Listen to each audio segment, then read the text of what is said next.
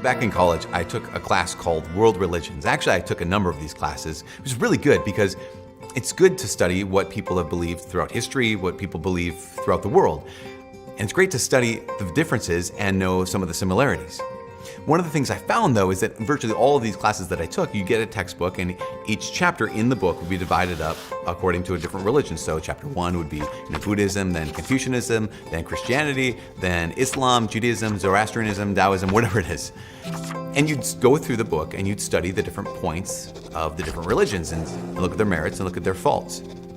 The problem was that when you studied Christianity, they didn't appreciate the fact that Christianity is uniquely different than all other world religions. Here's what I mean. All world religions were founded by someone who either claimed to have insight into God or they claimed to have a revelation from God. But Christianity was founded by someone, Jesus Christ, who didn't claim to have insight into God or revelation from God. Jesus actually claimed to be God. And so when we study world religions, especially when we're looking for what's true, what actually is unique, what is the one that I can believe in? When it comes to Christianity, we don't have to just jump to the minute details. We don't have to jump to the articles of the creed.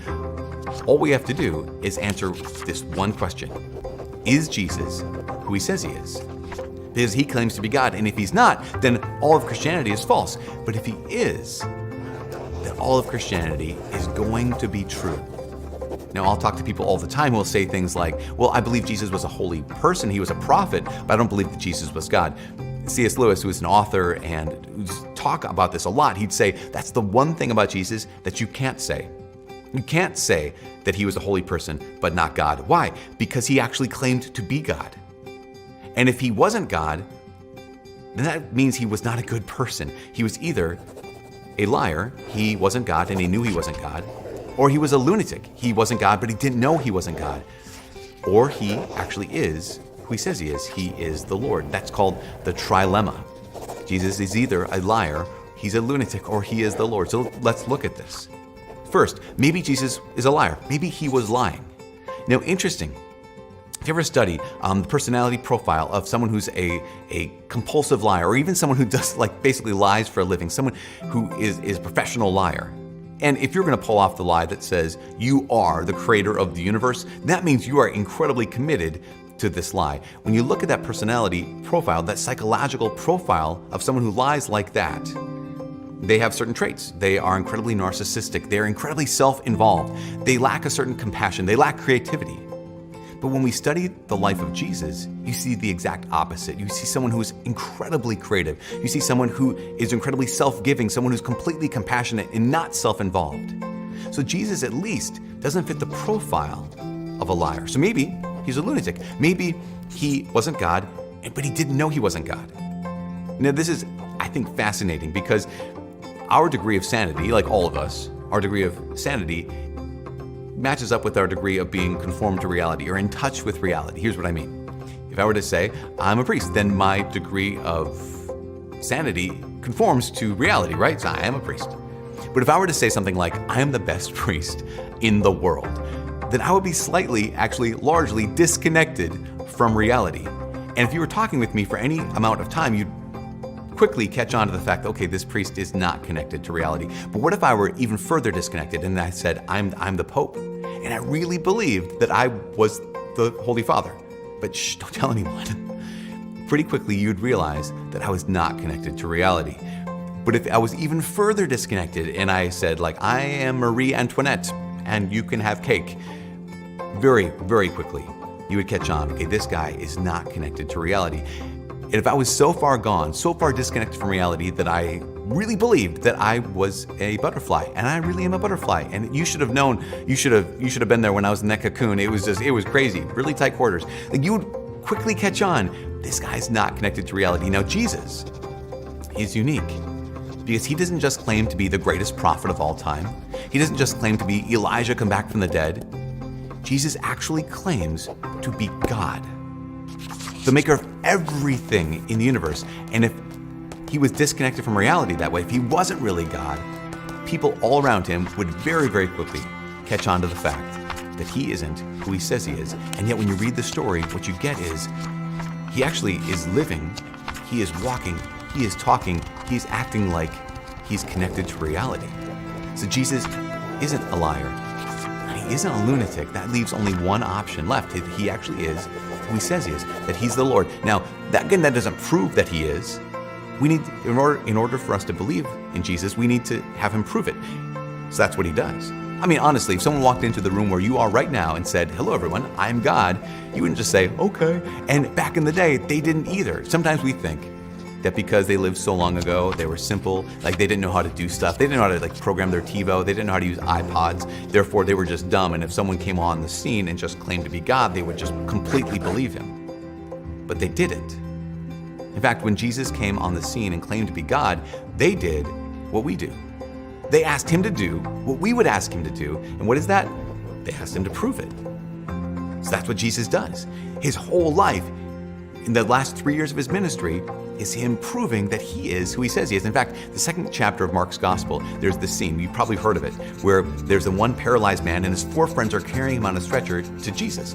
But there's so many people in the house where Jesus is, they couldn't get through the door, so they go up on the roof and they do some remodeling, right? And they make a skylight and they lower the guy down in front of Jesus. And it says, Jesus looked at their faith, looked at the man, and he said, "Your sins are forgiven." And at that moment, everyone's like, whoa. Who but God can forgive sins? And Jesus is like, "I know, right? This guy." But he says, "To prove to you that I am who I say I am." He says to the man, "Rise, pick up your mat, and walk." Jesus claimed to be God, and then he proves that he is who he says he is. In fact, that's why in St. John's Gospel, when he talks about miracles, he doesn't use the word miracles. He uses the term signs and wonders. What do signs do? Signs always point to something else. All of Jesus' miracles, all of his signs and wonders, those signs all point to the fact that Jesus is who he says he is. And the greatest miracle of Jesus' life is actually at his death. Because when he is crucified and when he is dead, what he ultimately does to prove that he is who he says he is, that he's the Lord of life, he's the one who can conquer death, he's the one who made everything, he rises from the dead. And this is remarkable because this sign, this wonder, is so wondrous that it absolutely takes all of the disciples and all of the apostles by surprise. I mean, think about this. Throughout Jesus' life, doesn't he say that here's what's going to happen? We're going to Jerusalem. They're going to arrest me. They're going to torture me. They're going to kill me. I'm going to die. But don't worry, because after 3 days, I'm going to rise from the dead. Have you ever noticed that when it actually happens, all the apostles are like, "What's going on?" They're all freaking out. In fact, we know Jesus dies on a Friday. They lay him in the tomb. 3 days later, on Sunday morning, it says these women are going to the tomb, not because they say, "Oh, it's Sunday, he's alive again," because they're going to the tomb because they're like, "We need to anoint his body for burial." They expect him to be dead. He's dead. They expected him to stay dead. And when they get to the tomb and the stones roll back, they're not like, "Oh yeah, that's right." They're like, "What's going on?" And they look in the tomb and the body's gone. They're not like, "Oh yeah, that's right." They're like, "What's going on?" In fact, they all leave, but Mary Magdalene stays behind in that garden outside the tomb, and she's weeping, not for joy because he's alive. She's weeping because she thinks someone stole his body. So much so that when she sees Jesus, she thinks he's a gardener. She says, "If you've taken his body, take me to where you put him because I'll rebury him," basically. And this is Jesus she's talking to. I love the moment because Jesus basically looks at Mary. He says one word. He says her name. Like, Mary. Like, hello. And Mary realizes this is Jesus. He is who he says he is. She said, "Rabboni." So she runs. Mary runs in joy to the other apostles and tells them, "Jesus rose from the dead. I saw him alive." And you think the apostles would be like, "Oh my gosh, was that today? We totally forgot. We spaced that." But they say, nope. Not doesn't happen. Only 2 of the apostles, think about, of the remaining 11, only 2 of the apostles run to the tomb to even check out her story, Peter and John. And when they get there, you'd think that they would say, "Oh yeah," but they're like, "What's going on?" In fact, an angel has to come to them and say, "Remember what he said." Just imagine this, like rubbing his temples, like he said he would have to die and rise from the dead. That's today. They return home amazed and bewildered. Later on that day, that same Sunday, the apostles are all together with the disciples and the doors are locked and Jesus appears to them. He says, "This is my body, my flesh, my whole self risen from the dead." And they're amazed. Remember there was one apostle though who wasn't there? Thomas. I always picture Thomas like he was out on an errand, something, getting groceries, and he like does the secret knock and they let him in. They're like, Thomas, we saw Jesus, he's alive again. And he'd be like, oh man, I always miss out on everything. But Thomas, he doesn't say that. He doesn't say, oh, that's right. He says, nope, I'm not gonna believe this.